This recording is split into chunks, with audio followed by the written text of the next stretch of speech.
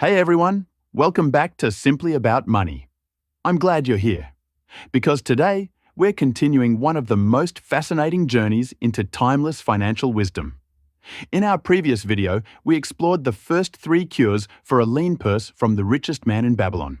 The rules that teach us how to save, manage our expenses, and make our money work for us. These principles were written almost 100 years ago by George S. Clason, yet they still form the foundation of financial success today. In this episode, we'll dive into the remaining 4 cures, the lessons that show us how to grow wealth, protect it, and use it wisely. Because it's not just about earning money, it's about keeping it, multiplying it, and letting it serve you. So get comfortable, grab your notes, and let's uncover the next steps to turning a lean purse into a prosperous one. Welcome to part 2 of the 7 cures for a lean purse. Rule 4. Guard thy treasures from loss. You've fattened your purse. You've controlled your expenditures. You've made your gold begin to multiply. Now comes a crucial step. Because growth is fragile, and one wrong move can reverse everything.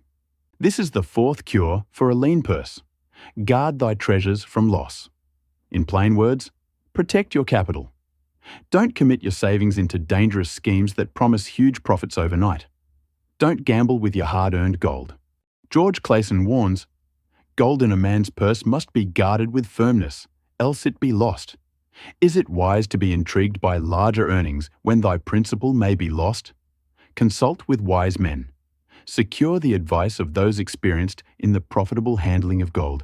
Misfortune loves a shining mark, he says. The more you show off what you've gained, the more temptation there is to risk it. In today's world, this means avoid speculative, get-rich-quick offers, pump-and-dump cryptos, dubious schemes, high-leverage bets. Always check the safety of an investment. Can you recover your capital if things go south? Seek advice from people with proven track records. Diversify. Don't put all your eggs in one risky basket, because wealth isn't just about growing, it's about sustaining. And the worst thing is losing what you've built. Guard your treasures, so your purse doesn't leak after you've managed to fill it. Rule 5. Make of thy dwelling a profitable investment. If you've protected your accumulated wealth, the next wise move is to turn one of your expenses into an investment. This is the 5th cure for a lean purse. Make of thy dwelling a profitable investment. Sometimes versions say, own thy own home, but the core is the same. Instead of renting, invest in owning. Buy a home to live in, not just pay rent. Over time, mortgage payments build equity. Rent payments build nothing. Clason's words, I recommend that every man own the roof that sheltereth him and his, nor is it beyond the ability of any well-intentioned man to own his home. Your home is more than shelter. It's financial security. It's a place you control, and in many cases, its value increases over time. Imagine you currently rent. Each month, your rent is gone, vanished.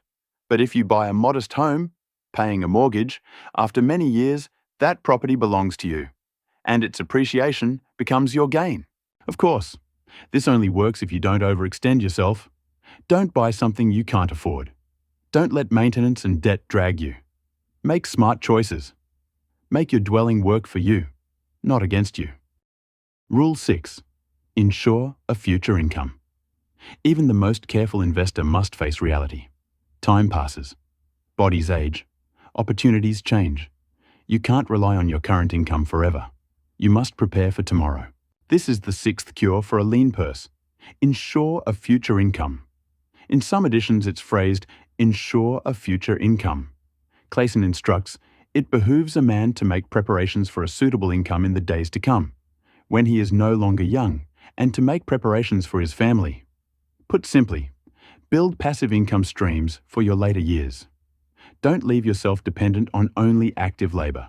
Today, this means contribute to retirement accounts or pensions, build assets that pay dividends, create rental income, invest in annuities if wise and understood.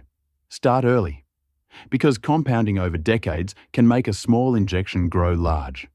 You're not just saving, you're securing.